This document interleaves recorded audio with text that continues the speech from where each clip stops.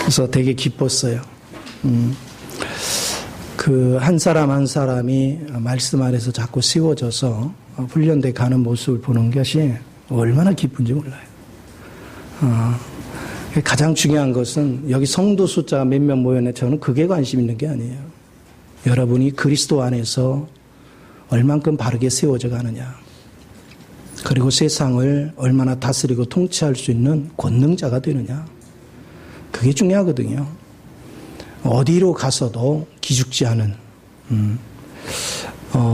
학문적으로 엄청난 공부를 해서 대단한 실력이 있어도요, 주님을 살아내지 않는 사람은 주님을 사는 사람을 절대 이길 수가 없어요.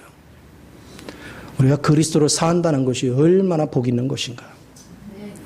그래서 지금 5월 한 달, 가정의 달이잖아요. 제가 가정의 달을 좀 더 종합적으로 마무리하기 위해서 오늘 생명으로 충만한, 그래서 집안이 자유한 가정, 집안을 통제 위주로 세워져 가는 가정은 행복이 없어요. 집안이 자유를 줬는데 자유 안에서 질서가 있고, 자유 안에서 사랑이 있고, 자유 안에서 섬김이 있고, 이렇게 자라가는 가정들, 이렇게 세워지는 가정들, 자녀들이 밖에 나가서 세상 환경을 지배합니다. 변화시켜가요. 이런 것들을 우리가 이룰 줄 아는 게 굉장히 중요합니다. 저는 이번에 세월호 사건으로 인해서 국론이 자꾸 분열되는 것이 안타까운 거예요. 제가 제일 먼저부터 염려한 게 그런 것입니다. 내가 지지하는 대통령이다, 지지하지 않던 대통령, 그게 중요한 게 아니에요. 대통령의 실패는 우리의 실패가 돼버려요. 그렇기 때문에 우리는 잘 되도록 기도해야 돼요. 흔드는 자가 되면 안 돼요. 분열시키는 자가 되면 안 돼요. 우리는 하나가 돼야 돼요. 우리가 가정도 한번 생각해 보세요. 제가 가정을, 하나님을 알기 전에 우리 가정을 통치하는 거하고 내가 주님을 알고 통치하는 거하고 차원이 달라요. 그건 왜 그러냐? 제가 주님을 알고 가정을 다스려 가는 데는 이제는 왜 그랬어? 뭐 그따위밖에 못해. 이런 소리가 없어요. 나무라는 소리가 없어요. 다 칭송이고 격려예요. 그래서 야, 내가 볼 때도 제가 아이들한테 그런 얘기를 합니다. 네가 내 아들이고 내 딸인 게 너무 자랑스럽다. 저는 항상 그런 것을 심어줘요. 아내한테도 항상 하는 게 뭐냐? 당신이 내 아내라 너무 고마워. 과거 같으면 뭐에 단점이 있으면 그냥 막 뭐라고 했어요. 그런데 내가 지식에 의해서 이게 옳은애 그른애를 논할 때는 마음이 갈갈이 찢어져요. 분열이 일어나요. 그런데 격려해 줄 줄 알고 어루만져 줄 줄 알고 소망을 줄 줄 알면 마음이 하나 됩니다. 하나님이 우리 가정에 역사하고 있느냐, 우리 교회에 역사하고 있느냐, 뭐 보면 알아요? 하나 되고 있는지 분열되고 있는지를 보면 알아요. 여러분들이 주님 안에서 바르게 사는지 주님 밖에서 살고 있는지 뭐 보면 알아요? 여러분이 가는 곳에 화목이 있는지를 보면 알아요. 그리스도를 살지 않고 지식적인 하나님을 아는 사람들은 분열을 일으킵니다. 이게 옳은애 그른애 막 난도질을 합니다. 그러나 주님 안에 있는 사람은 화목을 도모합니다. 자, 한 예를 들어봅시다. 여러분의 가정에 남편이 남편 구실을 제대로 못한다. 그러면 아내는 아내대로 뭐라고 하고 자식은 자식대로 뭐라고 하면 가제나 남편으로서의 위상이 온전치 못하고 실력도 없고 모든 게 부족한데 난도질을 해놓으면 더 못하죠. 그런데 아내가 항상 기도하면서 힘을 불어넣어줘요. 하나님 앞에 기도하면 지혜가 오면 지혜를 불어넣어줘요. 용기를 불어넣어줘요. 격려를 해줘요. 또 자녀들도 그런 마음으로 그런 자세를 가지면 그 아버지는 더욱더 힘있게 자식을 위해서 또 아내를 위해서 가정을 위해서 헌신을 다합니다. 그런데 가재나 실력이 없는데 거기다 막 뭘 못하네 그러는 살 맛이 안 나. 세상 이치도 똑같잖아요. 지금 대통령이 얼마나 위기입니까? 세월호 사건으로 인해서 총체적인 부실이 드러났습니다. 여러분, 부실이 드러나서 그걸 들춰가지고 뭐 하야해라 뭐하라 별소리 다 하면 그게 나라가 잘 되겠어요? 아니잖아요. 우리 국민 한 사람 한 사람이 어떻게 수습할 것인가? 이걸 어떻게 도울 것인가? 부패된 건 도려내야 돼요. 아픔은 감수해야 돼요. 그러나 권력 자체를 무너뜨리려고 하는 핵책은 쏘으면 안 돼요. 하나님이 원하는 건 거기에 있는 것이 아니에요. 이 원리는 국가의 원리나 교회의 원리나 가정의 원리가 똑같습니다. 제가 초창기에요. 개척은 해놨는데 겁없이 개척했죠. 여러분 솔직히 알면 개척 겁나 못해요. 무식이 하야 저질러요. 무식하야. 무엇이든 무식하게 저질러요. 또 무식하게 저질러 놓고 또 큰 소리를 뭐 하는지 아세요? 곧 10,000명이 되리라. 10,000명은 무슨 10,000명이야. 10명도 통치를 못해가지고 헤매는데 이 사람 비유 맞추면 여기 터지고 요 사람 비유 맞추면 여기 터지고 참 살맛이요. 어떻게 감당이 안 되는 거예요. 그런데 또 창세기 또 요한계시록을 아무리 펼쳐도 설교거리가 없어. 그만큼 무식했어.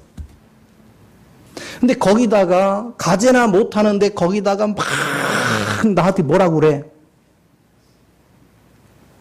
근데 그들의 말이 틀린 게 아니고 맞아. 나 무식하거든요. 근데 중요한 거는 어떻게 어떤 방향으로 가야 될지를 모르겠어. 근데 막 뭐라고 그래. 그러니까 마음속에 생각하는 게 뭐냐. 때려치자. 이거는 하나님 뜻이 아니다. 그런데 때려치려고 하니까 갈 데가 없어. 완전히 사면초가 되도록 하나님이 밑바닥에다 집어넣으니까 갈 곳이 없어. 갈 곳도 없지, 목기도 할 수 없지. 여러분 이거 미치고 이럴 때 미치고 뭐 한다? 팔딱 뛴다. 그런데 다행스럽게 제가 미치고 팔딱 뛴 게 아니라 하나님께 죽기를 각오하고 엎드렸어요. 답은 주님밖에 없었어요. 사람 의지하지 않았어요. 사람한테 손 벌리지 않았어요. 하나님께 매달렸어요. 죽어도 주님 앞에서 굶어 죽겠습니다. 그래서 하나님을 신뢰하고 내가 이제 하나님의 세계를 알아가고 내가 이제 주님을 체험하고 실제가 돼 가니까 의식이 뭐가 바뀌느냐? 성경은 가르치는 게 아니구나. 내가 그리스도 영을 호흡하고 그리스도를 살아내므로 자연스럽게 나의 삶을 보고 성도가 따라오게 해야 되는 것이구나. 그리고 나의 말 한마디 행동거지 하나에서 자연스럽게 흘러가는 그 생명의 물줄기를 성도가 먹고 마시게 해야 되는구나. 결론은 뭐냐면 내가 그리스도를 먼저 살아내지 않고는 결코 성도를 행복하게 할 수 없구나. 성도를 세울 수가 없구나. 이거를 보기 시작한 거예요. 그때부터 뭐 하느냐. 성도들의 뭐가 잘못된 게 보이고 내 자식들이 뭐가 잘못한 게 보이면 이제 정지가 아니고 뭐를 생각했느냐. 내게서 흐르는 물이 온전치가 못하고.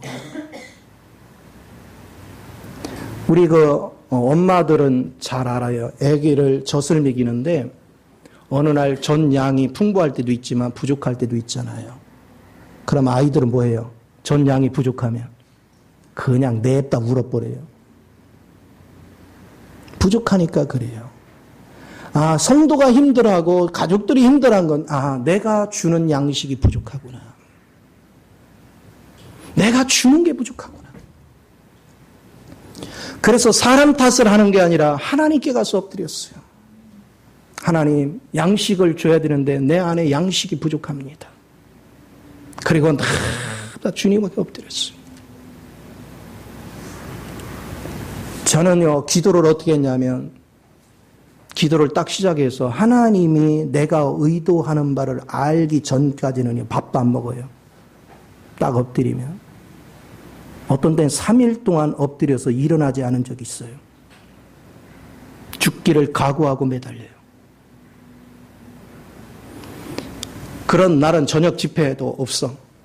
얘기해요. 오늘은 내 기도해야 되니까. 중간에 하나님이 내 기도 들어가니까 하나님께서 내게 원하는 것에 대해서 나로 알게 하면 집회가 있지만 그렇지 않으면 며칠 걸릴지 모르겠다. 죽기를 각오하고 매달려. 그래서 하나님을 알아간 거예요. 배워서 한 것이 아니라 기도 속에서 계시로 알았고 하나님을 친히 만났고 오늘 그런 주님을 알기 시작했어요. 주님의 마음을 알기 시작하니까 주님께서는 사람들을 너 잘했네 못했네 거기에 초점을 둔 것이 아니더라고요. 주님의 사랑을 맛보게 했어요. 주님의 은혜를 맛보게 했어요. 주님을 누리게 했어요. 그분의 사랑을 접촉하는 순간부터 내 마음은요 눈 녹듯이 녹아버려요. 왜? 그분이 나를 볼 때는 내가 다른 사람 보는 거하고 비교할 수 없을 정도로 추하고 더러운 모습이에요. 그런데 주님은 한 번도 나를 나무라지 않았어요. 나를 어루만져 줬어요. 나를 긍휼히 여겨줬어요. 내가 아파할 때마다 주님이 나를 보듬어 줬어요. 전에 얘기했죠. 내가 너무나도 고통스럽고 힘든 과정을 지날 때 그때는 몰랐어요. 나중에 기도하는데 그 시기를 하나님이 보여줘. 우리 주님이 나를 끌어안고 피눈물을 흘리는 거예요. 아들아. 이 과정을 통과시켜야 내가 하나님의 세계에 눈을 뜨기 때문에 그 과정을 통과를 시켜야 하는데 나는 너무 힘들어하는 거예요. 너무 고통스러워. 주님이 나를 끌어안고 피눈물을 흘리셔. 그걸 통과할 때는 못 깨닫는데 나중에 하나님의 세계가 계시가 열리고 나서야 그걸 통과한 게 나 혼자 힘으로 간 게 아니구나. 주님이 나를 보듬어 안고 갔구나. 나를 끌어안고 갔구나. 그 주님을 만날 수 있는 것. 오늘 예수 믿는 것은 단순한 이론 몇 가지가 아닙니다. 성경 지식 몇 가지가 아니에요. 암송 몇 가지가 아닙니다. 하나님의 실제를 내가 만지는 거예요. 하나님의 실제의 충만함을 내가 덧입는 것입니다. 그럴 때 가정을 이끌어갈 수 있어요. 그래서 아버지가 어머니가 이 그리스도의 사랑, 그리스도의 생명을 맛보기 시작하면요. 자랑스럽게 자녀한테 긍휼의 마음으로 바뀝니다. 아내한테 남편한테 긍휼의 마음으로 바뀝니다.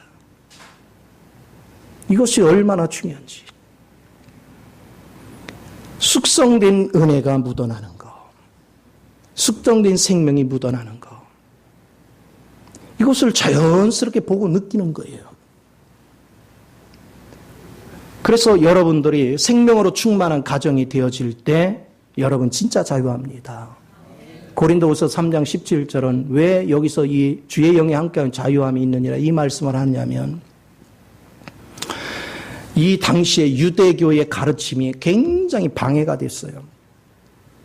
그 가르침이라는 게 뭡니까? 지식적으로 하나님에 관하여 알고 하나님의 가르침을 알고 내가 행하려고 하는 거예요.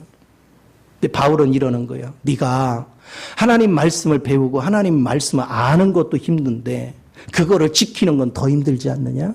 그러니까 사람들이 뭐예요? 죄의식에 다 잡히는 거예요. 근데 주님이 바울을 통해서 말씀하신 게 뭐냐? 네가 지식을 의지하지 마. 그냥 단순하게 주님 바라보고 주의 이름만 불러. 그리고 주의 영이 내 안에 임하기를 기도해라. 이미 내주한 그 영이 네 마음을 지배하기만 하면 그 영이 나를 사로잡는다. 그 영이 나를 사로잡으면 자연스럽게 하나님이 성품이 나를 통해 표현되고 나타나기 때문에 하나님의 말씀의 가르침대로 내가 그렇게 공부하는 것도 머리가 나쁜데 암기도 안 되는데 세상 먹고 살려고 혈안이 돼서 다니는데 공부가 되느냐고. 암기도 안 될 뿐더러 설령 알아도 실행이 안 되는데 주의 영이 나를 사로잡으니까 신기해요. 내가 성경에 대해서는 모른다고 생각하는데 내가 성경대로 살고 있는 거야. 하나님의 은혜대로 살고 있는 거예요. 그러니까 얼마나 자유해요.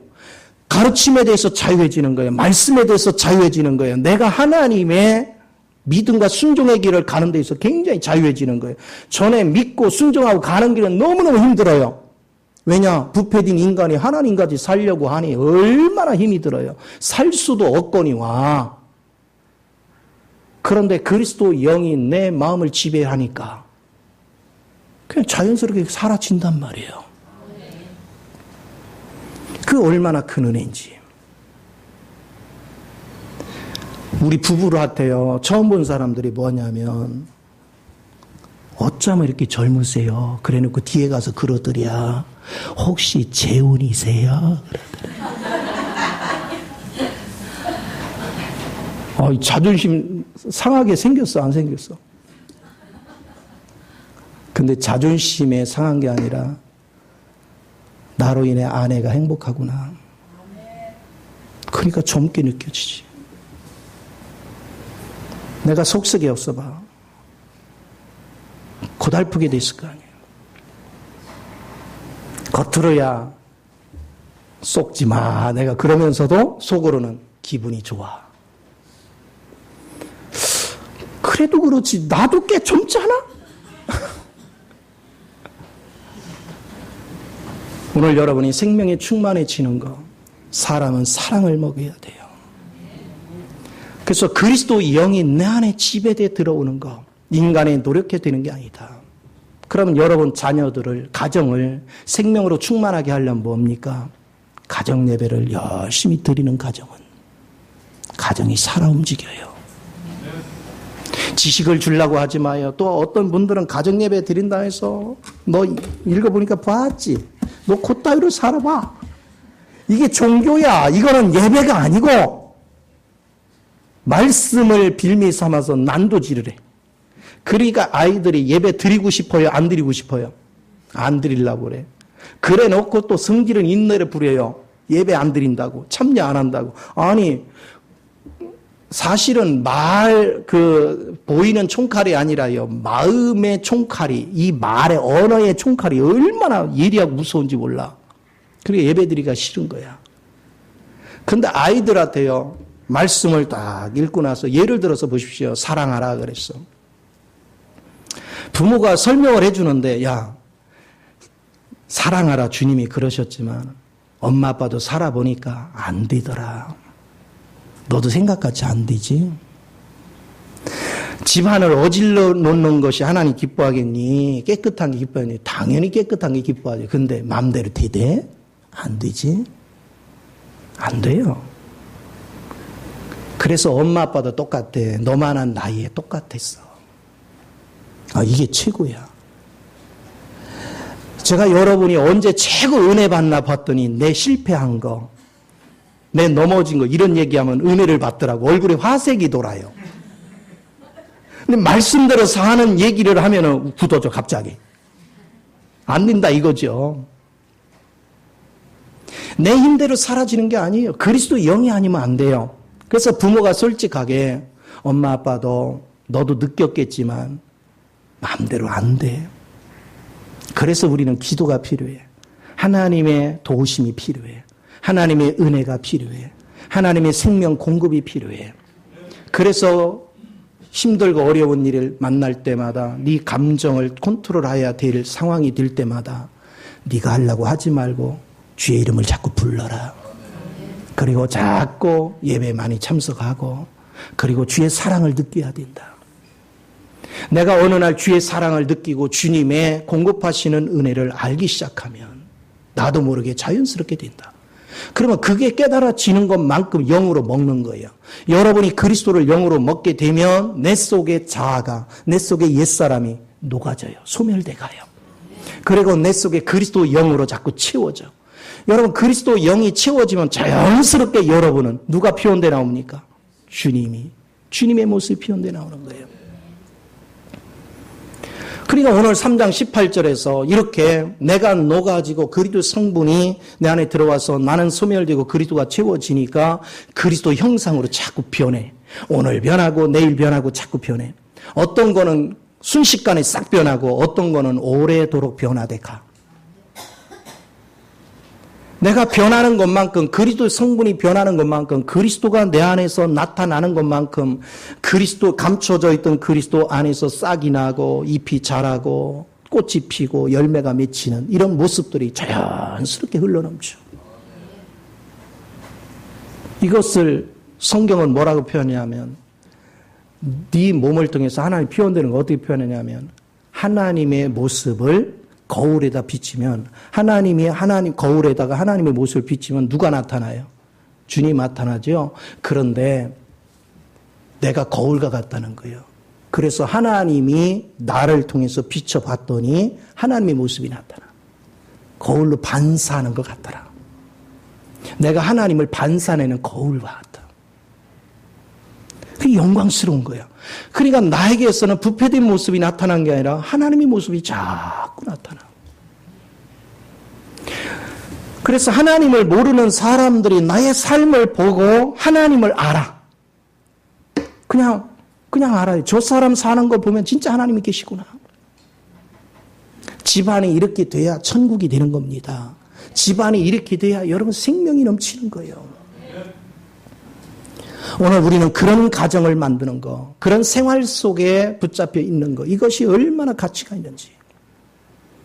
그래서 날마다 여러분이 새로워지고 변화되고 여러분들의 하나님의 영광을 나타내는 그런 삶이 되어지는 거. 이것이 얼마나 중요한지 몰라요.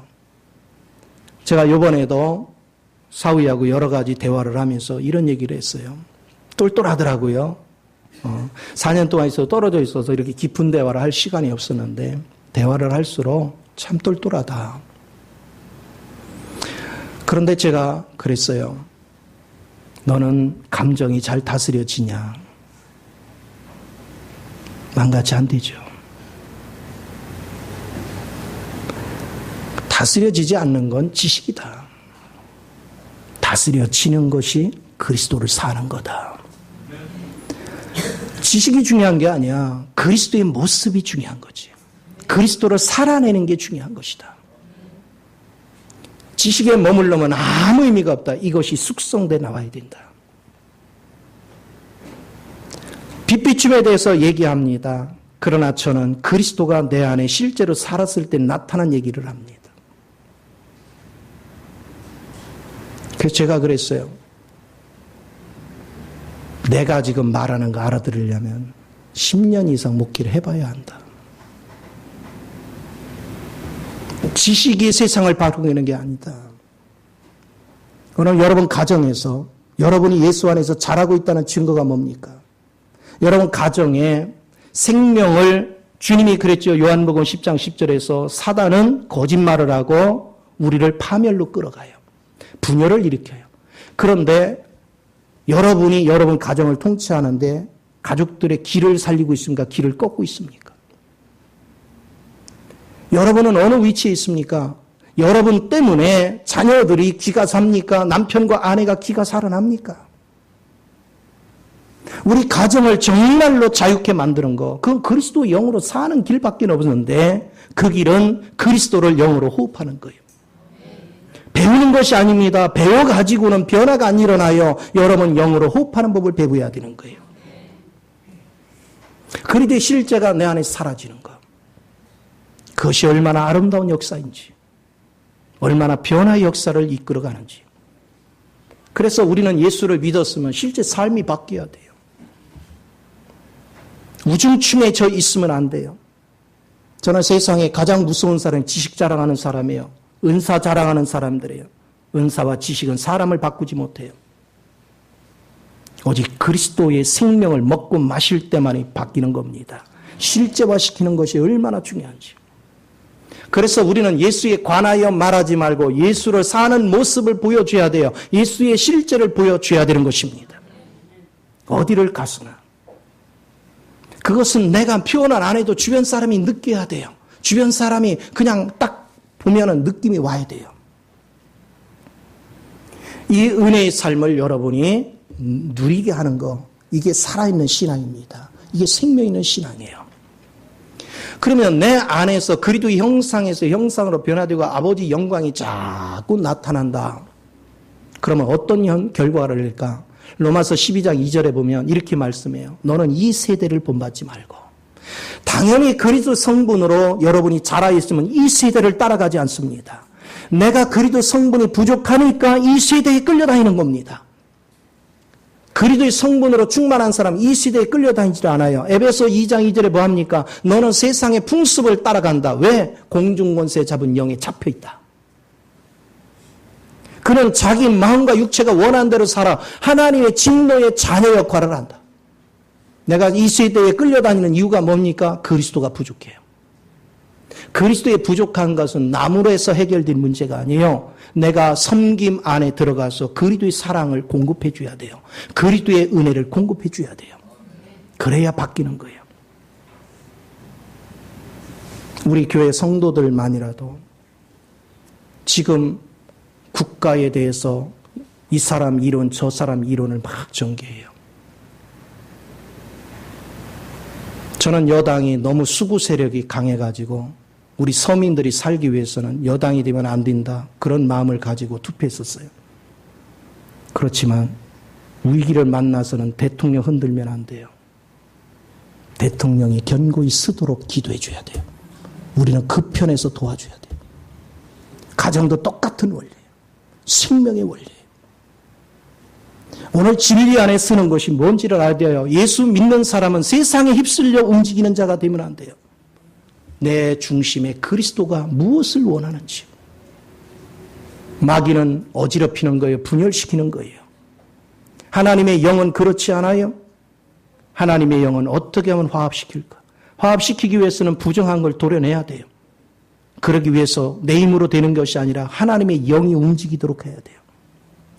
그래서 우리는 기도해야 됩니다. 가정도 똑같은 원리입니다. 교회 생활도 똑같은 원리입니다. 여러분들이 저를 보고 목회자로서 이거는 아니다 싶을 때 여러분이 이 사람 저 사람 막 말을 옮기면 교회는 어떻게 되겠습니까? 풍지박산이 돼요. 그럼 누가 손해예요? 자신이 손해예요. 그런데 여러분들이 저를 놓고 기도하고 목회자가 저렇게 가면 안 되는데 위기를 느끼면 여러분이 그것 때문에 금식할 줄 알고 그것 때문에 밤을 샐 줄 알아서 기도하는 사람, 그런 사람이 교회를 사랑하는 사람이에요. 가정에 위기가 보입니까? 원망하고 불평하는 자는 그 가정을 이뤄내야 될 자격조차도 없어요. 내가 가족이라는 것이 뭡니까? 가족 중에 부족한 사람이 있으면 이 가족은 내 몸이잖아요. 그를 위해서 눈물로 기도하고 밤을 지샐 줄 아는 것. 그게 살아있는 신앙이에요. 그게 생명 있는 신앙입니다. 오늘 우리가 어떤 위치에서 신앙생활을 하는지 잘 아셔야 돼요. 그래서 내가 그리스도 영으로 충만해 있으면 주님은 우리에게 새 생각을 갖게 합니다. 너의 생각을 새롭게 하여. 할렐루야. 이제는 세상적인 방식의 생각이 아니라 네 생각을 새롭게 하여.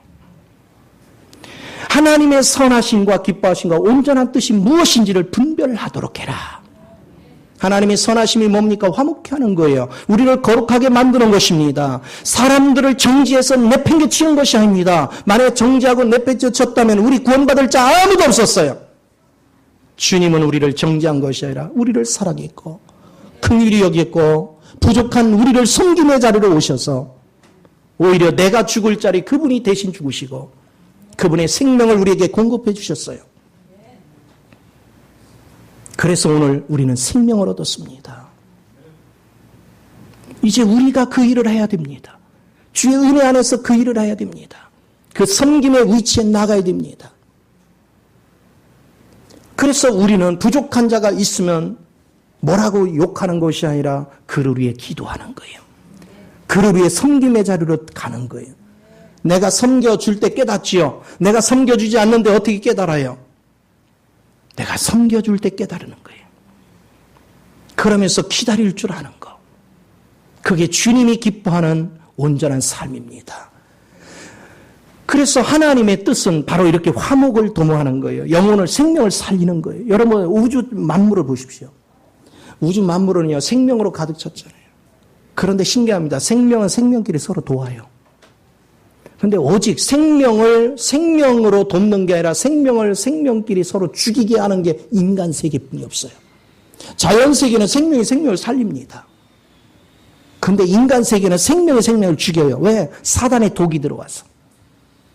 그러나 그리스도의 생명으로 충만한 사람은 생명을 생명으로 살립니다. 자꾸 살려요. 그래서 여러분 부정적이고 판단하고 정죄하는 말을 하는 사람들 집안이 풀리는 집안은 아무도 없어요. 일시적으로 되는 것 같죠. 결국은 다 망해요. 그러나 생명을 살리고 자꾸 마음에 평안을 주는 가정은 갈수록 잘 될 수밖에 없어요. 형통해지는 거예요. 오늘 여러분은 생명을 살릴 줄 아는 그 은혜 자리에 있어야 돼요. 그럴 때 하나님 기뻐하시오. 왜냐하면 내가 형편없던 내가 주님을 생명으로 받아들여 내 안에서 자라가지고 이제는 주님이 하던 일을 내가 해요. 그럼 우리 주님이 날 보고 얼마나 기쁘시겠어요. 제가 제자들을 훈련시키고 형편없던 제자들을 훈련시켜서 자기 역할을 딱 하는 걸 보면 그걸 바라면 너무 기쁜 거예요. 우리 주님도 똑같아요. 그럴 때 우리는 주님은 머리가 되시고 우리는 몸이 돼요. 우리 몸과 몸이 하나가 돼요. 그래서 온전케 되는 생명의 역사를 이루게 되는 줄 믿으시 바랍니다. 이것이 우리 가정이 되어야 돼요. 이것이 우리 가정에서 삶의 원칙이 되어야 돼요. 그래서 여러분은 가정에는 도덕 윤리가 살아 움직이면 안 돼요. 뭐가 움직여야 되냐? 그리스도의 영이 움직여야 돼요. 그리스도의 영이 움직이면 세상의 도덕 윤리보다 훨씬 뛰어난 도덕 윤리가 나타나는 거예요. 세상의 도덕 윤리의 수준에 머물르면 안 돼요. 그거보다 훨씬 뛰어넘어야 돼요. 세상의 도덕 윤리는 하나님의 세상의 도덕 윤리 기준에서 어긋나면 버려요.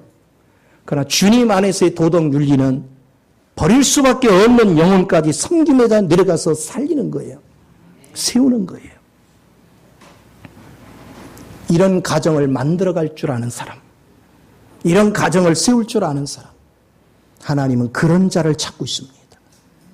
그래서 이스라엘 백성이 하나님 앞에 범죄해서 용서받을 요소가 하나도 없는데도 하나님은 에스겔서 22장 29, 30절에 뭐라고 했습니까? 그들을 가로막고 그들을 심판하기를 간구하는 게 아니라 하나님 그들을 긍휼히 여겨달라고 탄원하며 기도하는 자 한 사람을 찾았어.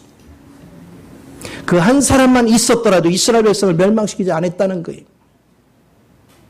오늘 이 시대에 판단과 정지를 하면서 국가의 위기가 왔는데 국가를 흔들어 대는 사람이 하나님 편에 있는 것이 아니고 애통하고 아프고 골마 터진 것이 드러나면 드러날수록 이걸 수술하기 위해서 우리가 살아 움직여야 돼요. 그러기 위해서 하나님 앞에 기도해야 되는 것입니다. 사람들의 길을 꺾어놓으면 안 돼요. 우리에게도 다시 일어서자. 우리 다시 한번 용기를 내보자. 슬퍼만 하지 말고 이 골마 터진 것들을 대수술하고 우리 다시 서로를 위해주고 서로를 아껴줄 수 있는 그런 위치로 나아가자. 그럼 하나님이 기뻐하시는 거예요. 호세아서 4장 6절에 뭐라고 했습니까? 내 백성이 왜 망했어요? 하나님을 몰라. 하나님을 아는 것이 뭐냐? 하나님은 죽이는 것이 아니라 살리는 겁니다. 살리는 생명으로 충만해질 때 여러분의 모든 삶에 하나님의 역사가 일어날 줄 믿습니다. 이거를 깊이 상고할 줄 아는 것. 그 깊은 은혜 속에 있는 것. 저는 미국의 큰 교회를 쭉 다니면서 탐방을 쭉 했어요. 왜냐하면 거기는 설교 시간이 3, 40분밖에 못하니까 낮에는 시간이 많아. 그래서 허비하기가 뭐해서 좀 내놓으라는 교회들을 탐방을 쭉 했어요. 그리고 가서 교역자들하고 대화도 좀 하고 당연히 우리 사회가 다 통역을 했어요. 그들의 프로그램은 어디에 있는가, 뭐가 있는가. 그런데 제가 한 가지 분명한 걸 발견했어요. 저 많은 프로그램은 생명을 살리지 못한다. 그냥 프로그램이구나. 가장 중요한 건 내 안의 생명을 내가 섬김으로 흘러내야 살아난다. 더 확신을 가지고 이 결론을 얻고 왔어요. 오늘 깨어 있어야 됩니다. 지식 자랑하지 말고 은사 자랑하지 말고 여러분 자랑할 게 있으면 섬김의 자리에 가서 섬길 수 있는 은혜 주신 하나님께 감사하십시오. 그러면 여러분 가정도 잘 되고 교회도 잘 되고 여러분 하는 일마다 형통케 될 줄 믿습니다. 이 복을 다 누리시기를 예수 이름으로 축원을 드립니다. 기도하겠습니다. 좋으신 아버지, 크신 은혜와 사랑을 감사합니다. 믿음의 길, 생명의 길, 능력의 길을 밝히 보게 하시고